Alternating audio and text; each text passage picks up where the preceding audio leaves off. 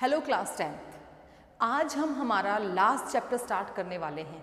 हम most probably सभी topics cover कर चुके हैं। हमने जो 5th चैप्टर था वो इससे पहले कर लिया था और मैंने ये 4th चैप्टर जो है आपका छुड़वाया था कि भाई हम इसको बाद में डील करेंगे।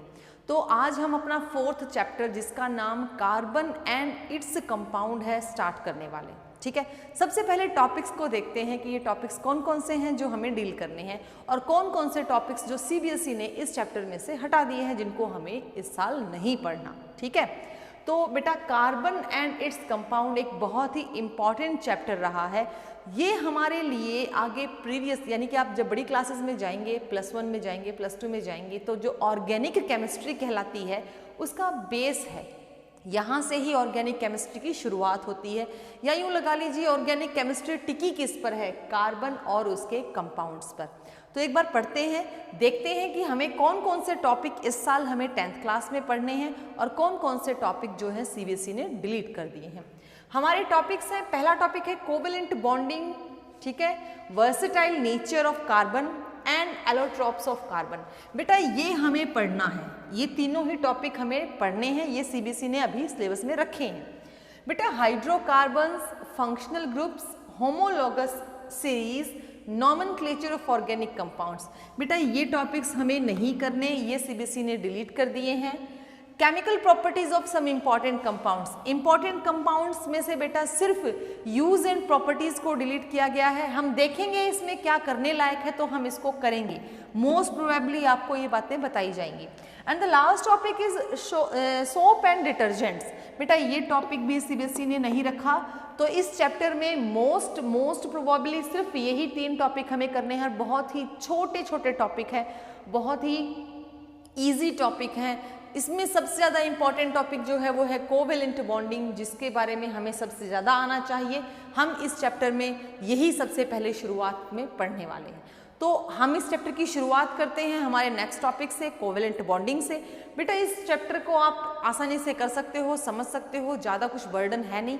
इस चैप्टर के बाद हमारा जो सिलेबस है केमिस्ट्री का 10th क्लास में वो फिनिश हो जाएगा। ठीक है, और फिर हम करेंगे रिवीजन में हम कोशिश करेंगे कि जो चैप्टर्स सीबीएसई ने डिलीट कर दिए हैं उनको आपके साथ डील करवाया जाए, ताकि आपको फ्यूचर में इनकी कोई समस्या ना हो, कोई समस्या ऐसी फेस ना करनी पड़े जहाँ जो यहाँ से बेसिक होकर आपकी बड़ी क्लासेस में आपकी हेल्प करते हो। ठीक है, एक बार देख लेते हैं, चैप्टर स्टार्ट करते हैं।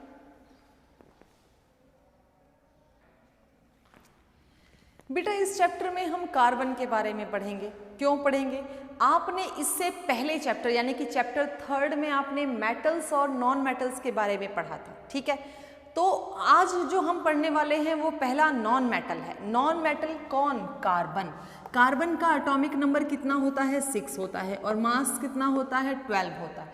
बेटा कार्बन यहाँ पर जितनी भी लिविंग थिंग्स हैं, लिविंग और नॉन लिविंग थिंग्स जितनी भी हम देखते हैं हमारे चारों तरफ इस पूरे ब्रह्मांड में, वो सब कुछ कार्बन का बना हुआ है। मोस्ट प्रोबेबली हमारे अंदर डीएनए, आरएनए, इन सब के अंदर भी कार्बन कंटेंट प्रेजेंट है। आप ये कह सकते हो कि कार्बन जो है वो वाइडली प्रेजेंट और मोस्ट इम्पॉर्टेंट एलिमेंट है जो इस पूरे समाज के, पूरे ब्रह्मांड के लिविंग और नॉन लिविंग में मैक्सिममली पाया जाता है। आप इसको अबंडेंटली बोल सकते हो, it is formed very abundantly. लेकिन वेरी सरप्राइज, अबंडेंटली पाया तो जाता है, सभी के अंदर है, लिविंग थिंग्स में है, पेड़ पौधों में है, जानवरों में है, हमारे हर चीज में है, लेकिन ये नेचर में नहीं है।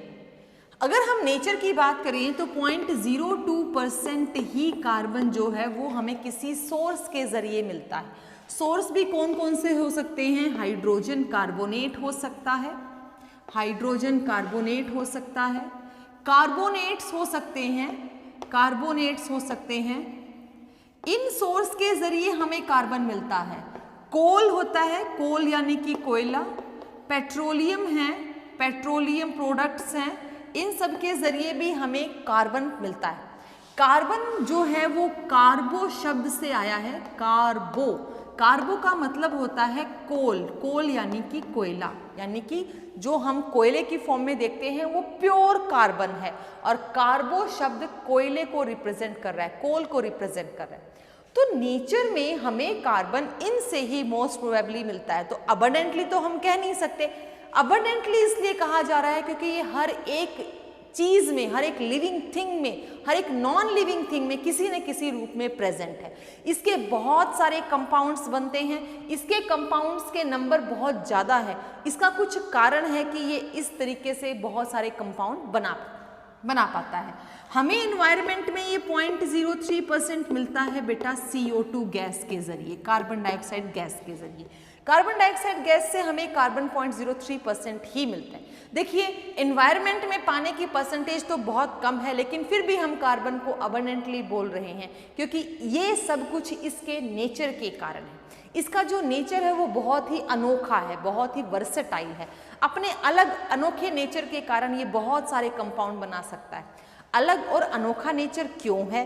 क्योंकि आपने प्रीवियस चैप्टर में जो बॉन्डिंग टाइप पढ़ी वो कैसी बॉन्डिंग पढ़ी थी? Ionic bonding. थोड़ा सा रिमेम्बराइज करेंगे इस बात को कि आयोनिक बॉन्डिंग आपने की। आयोनिक बॉन्डिंग क्या थी बेटा? आयोनिक बॉन्डिंग थी complete transfer of electron, complete transfer of electrons. ठीक है, आपने इसमें बहुत सारे कंपाउंड फॉर्मेशंस किए, जैसे आपने किया NaCl, आपने NaCl बनाना सीखा। आपने किया MgO, आपने MgO मैग्नीशियम ऑक्साइड बनाना सीखा। इस तरह के कंपाउंड्स का जो फॉर्मेशन था वो कंप्लीट इलेक्ट्रॉन ट्रांसफर के कारण था। ठीक है, ये आपने पिछले चैप्टर में यानी कि मेटल एंड नॉन मेटल में बहुत अच्छे से पढ़े हुए। इस चैप्टर में हमें और भी जो हमने यहाँ पर आयनिक बॉन्डिंग की, यहाँ पर हमने और दो बातें सीखी थी, इलेक्ट्रॉन का लॉस करना और इलेक्ट्रॉन का गेन करना। किसी भी प्रकार की बॉन्डिंग में हम ये दो बातें याद रखेंगे कि इलेक्ट्रॉन का लॉस करने से भी बॉन्डिंग हो सकती है और इलेक्ट्रॉन का गेन करने से भी बॉन्डिंग। बट कार्बन ऐसी बॉन्डिंग क्यों नहीं कर पा रहा? अब वर्सेटाइल नेचर बोला है, क्या NaCl अपने जैसे बहुत सारे कंपाउंड बना सकता है? लिमिटेड अमाउंट के ही कंपाउंड बनाते हैं ये मेटल्स और नॉन मेटल्स। क्यों? क्योंकि इनकी बॉन्डिंग जो है वो लिमिटेड है, आयोनिक बॉन्डिंग जैसी है। अगर इसका नेचर, इनका नेचर भी वर्सेटाइल होता तो हम कह सकते थे ये भी लार्ज कंपाउंड बनाए। तो इस नेचर के लिए रिस्पॉन्सिबल कौन है? इस नेचर के अंदर किस प्रकार की बॉन्डिंग होनी जरूरी है? किस तरह की बॉन्डिंग हम यहाँ पर स्टडी करेंगे, तो हम अभी उस प्रकार की बॉन्डिंग को डील करेंगे।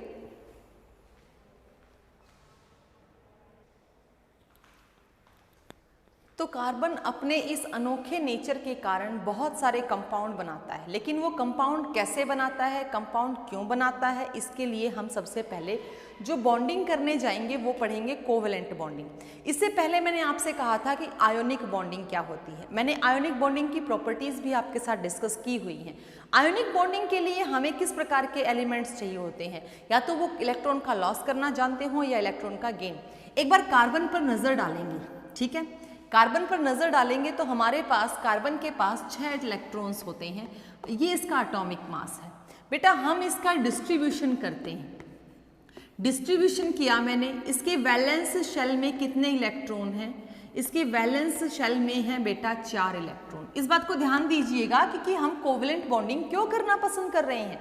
इसका भी तो कारण बताना पड़ेगा ना कि कार्बन आयोनिक बॉन्डिंग क्यों नहीं कर पा रहा, वो कोवेलेंट ही क्यों करेगा। और कोवेलेंट बॉन्डिंग क्या है?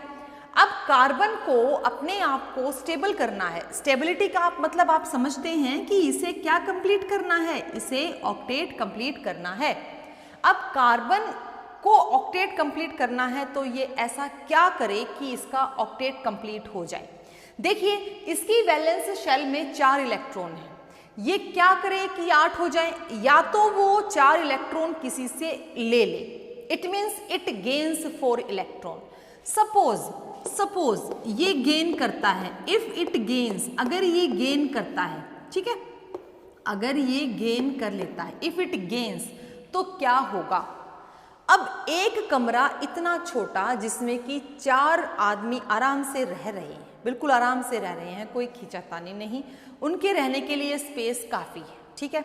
अब आप उसमें 4 और आदमी वहीं पर डालोगे और कहोगे कि आप 8 को इस रूम में रहना है। क्या ये पॉसिबल होगा? क्या रूम खींचकर बड़ा हो जाएगा? बिल्कुल नहीं होगा। वहां पर फिर क्या शुरू हो जाएगी? एक दूसरे के बीच में लड़ाई। ये मेरी जगह है, ये मेरी जगह है, मुझे यहाँ बैठना है, मुझे यहाँ रहना है, मुझे यहाँ सोना है। इस तरीके से एक दूसरे के बीच में खींचातानी शुरू हो जाएगी। यही हाल हमारे पास कार्बन के अंदर है। कार्बन की जो शेल का साइज है उसमें वो सिर्फ 1 या 2 तक ही इलेक्ट्रॉन एक्वायर करने की टेंडेंसी रखता है। और अगर आप अचानक इफ इट गेन 4 इलेक्ट्रॉन, अगर आप उसको अचानक से कहते हो कि 4 इलेक्ट्रॉन पकड़ कर ले आओ, तो वहां पर क्या शुरू हो जाएगा? रिपल्शन। वहां पर क्या शुरू हो जाएगा? Repulsion. Repulsion starts between electrons. Electrons के बीच में रिपल्शन शुरू हो जाएगा और जो थोड़ी बहुत अट्रैक्टिव फोर्स थी इसके और न्यूक्लियस यानी कि वैलेंस शेल और न्यूक्लियस के बीच में, वो भी टूट जाएगी। तो क्या बताओ, ऑक्टेट पूरा हुआ? नहीं हुआ। तो क्या एटम स्टेबल रहा? नहीं रहा। तो इसका मतलब वो गेन नहीं कर सकता। गेनिंग वाली टेंडेंसी खत्म कर दी। अच्छा, गेनिंग वाली टेंडेंसी खत्म कर दी। इफ इट लॉस, अगर वो लॉस करता है, इफ इट लॉस 4 इलेक्ट्रॉन, अगर वो 4 इलेक्ट्रॉन, चलिए गेन नहीं कर पा रहा, लेकिन 4 इलेक्ट्रॉन देने की टेंडेंसी तो रख सकता है। 4 इलेक्ट्रॉन देता है तो 2 इलेक्ट्रॉन बचे उसके ऑक्टेट के पास। बचे कि नहीं बचे? अब 2 इलेक्ट्रॉन के बचने से क्या उसके अंदर के जो प्रोटॉन हैं उनके अंदर स्टेबिलिटी हो जाएगी? कोलैप्सिंग नहीं हो जाएगी? साइज कुछ ज़्यादा छोटा नहीं हो जाएगा? तो ये टेंडेंसी भी यहाँ काम नहीं कर रही। तो इसके पास अगर वो लॉस भी करता है तो भी वो स्टेबल नहीं हो पा रहा, अगर वो गेन भी करता है तो भी वो स्टेबल नहीं हो पा रहा। अब बताइए ऐसी क्या कंडीशन वो करे कि वो स्टेबल हो जाए और उसको नुकसान भी ना उठाना पड़े? ऐसी कंडीशन में वो एक ही काम कर सकता है, शेयर। भाई 4 इलेक्ट्रॉन उसके पास हैं, 4 को और शेयर करके अपने साथ जोड़ ले तो एक समय के लिए उसके पास उसका ऑक्टेट कंप्लीट हो जाएगा, लेकिन उसके किसी और के साथ भी बॉन्ड बन जाएंगे। तो ऐसी बॉन्डिंग जो अब शेयरिंग से बनने वाली है उसी बॉन्डिंग को कहते हैं कोवेलेंट बॉन्डिंग। ठीक है, ये जो 2 रूल्स उसने दिए या तो वो गेन कर पाएगा ना वो लॉस कर पाएगा। तो कार्बन का जो नया ऑक्टेट कंप्लीट करने का या ऑक्टेट एक्वायर करने का जो रूल बना वो बना शेयरिंग। तो शेयरिंग ही कोवेलेंट बॉन्डिंग कहलाती है। हम यहां इसकी डेफिनेशन लिखेंगे। It is the bond formed by mutual sharing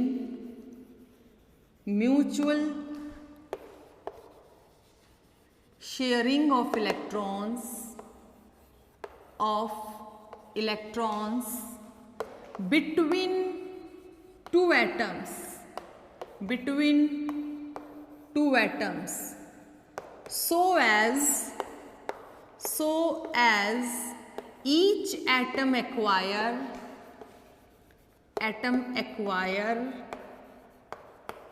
stability,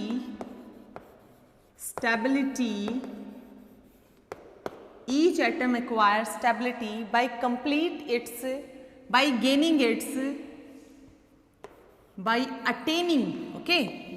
attaining its nearest noble gas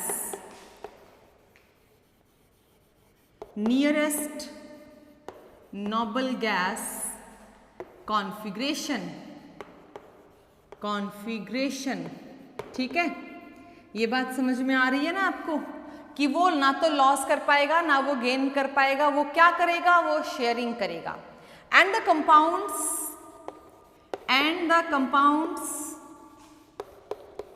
formed by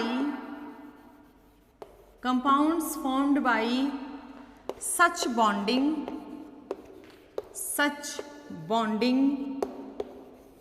are called covalent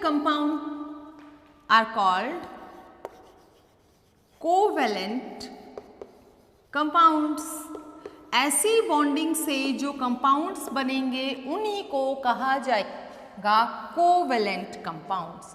बात पल्ले पड़ रही है? जो म्यूचुअल शेयरिंग से, शेयरिंग कैसे हुई देखिए, शेयरिंग का मैं आपको बताती हूँ। आप आज घर से अपना पेंसिल बॉक्स लाना भूल गए, ठीक है। आपके पास आपका बेस्ट फ्रेंड बैठा है, उसके पास भी एक ही पेंसिल है या पेन है, जो भी लगा लीजिए, आप पेन से काम करते हैं तो पेन है। आपके पास अभी फिलहाल एक भी पेन नहीं है और टीचर कह रहे हैं कि अभी जो मैं साथ साथ करवा रहा हूँ वो आपको नोटबुक में लिखना है, ठीक है, गॉट इट।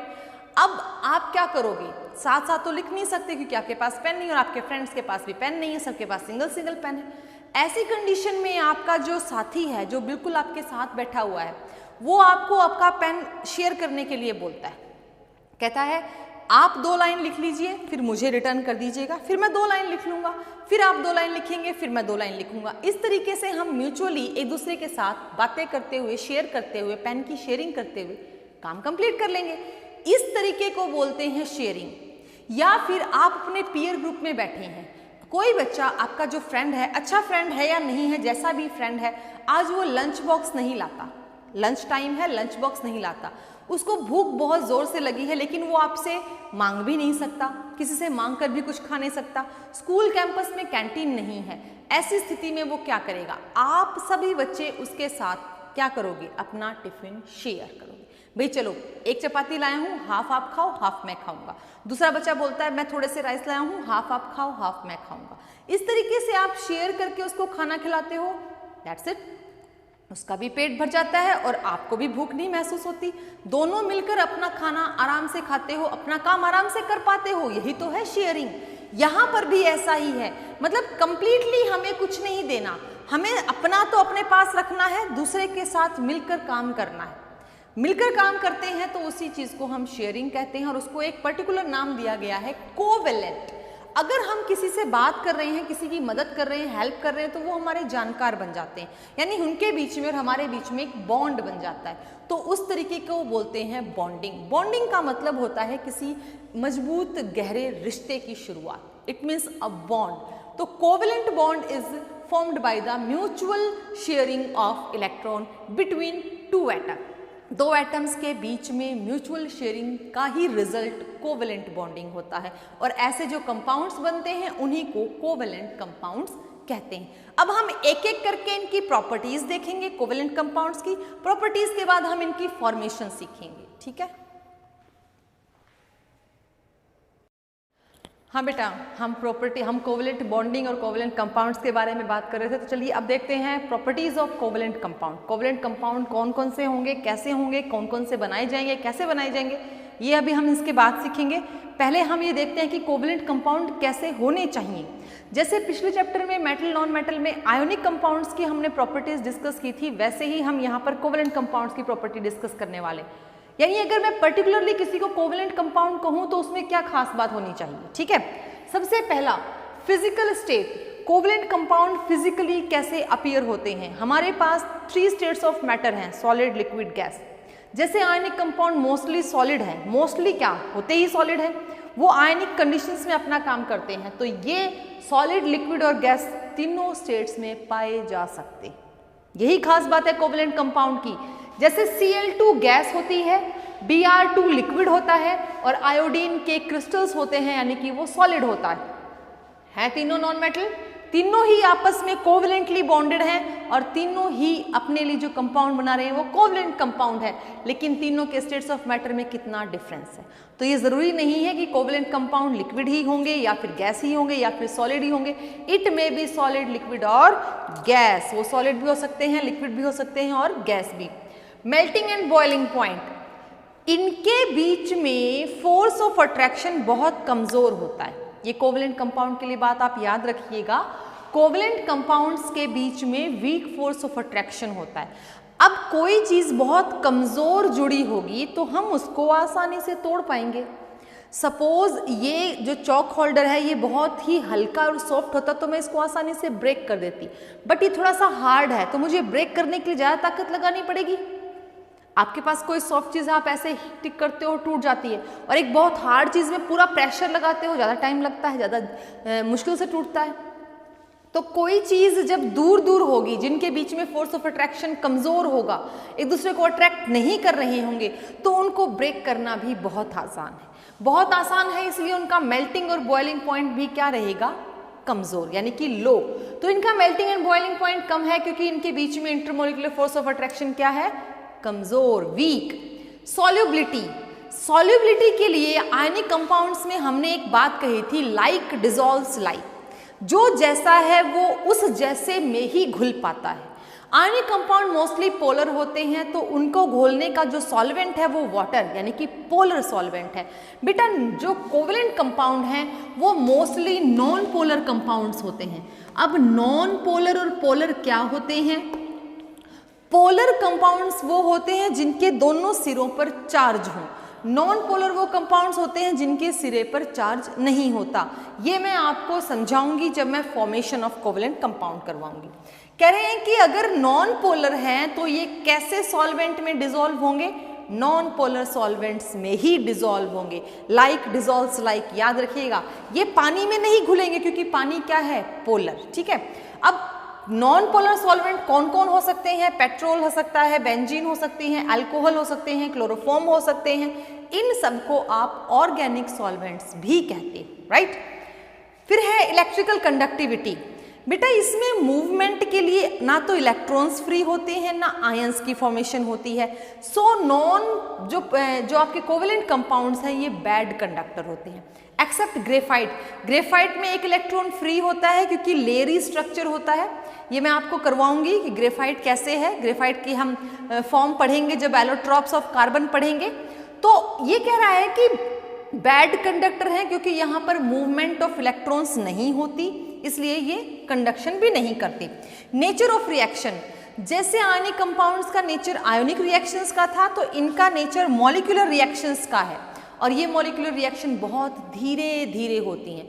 ऑलमोस्ट इनका कंप्लीशन कब होगा हमें कोई आइडिया नहीं होता, इसलिए हम इनको रेट डिटरमाइनिंग कह सकते हैं। हम पता लगा सकते हैं कि कितने समय में ये रिएक्शन होगी, कब इसका डिके होगा। तो ये रेट डिटरमाइनिंग स्टेप होती हैं, स्लो प्रोसेस होती है, मॉलिक्यूलर रिएक्शंस होती हैं, सारी की सारी मॉलिक्यूलर फॉर्म में ही होंगी, कोई आयोनिक फॉर्म में ये रिएक्शंस नहीं करवाएगा। तो बेटा ये थी properties of the covalent compound. Next chapter में, नेक्स्ट क्लास में हम पढ़ेंगे इनकी फॉर्मेशन, कैसे कंपाउंड्स, किस प्रकार के कंपाउंड बनते हैं, किस प्रकार के मॉलिक्यूल कोवेलेंटली बनाए जा सकते हैं और उनको हम कैसे बनाएंगे। टिल देन इसको याद कीजिए, नोट डाउन कीजिए, नोटबुक प्रिपेयर कीजिए और लर्न कीजिए।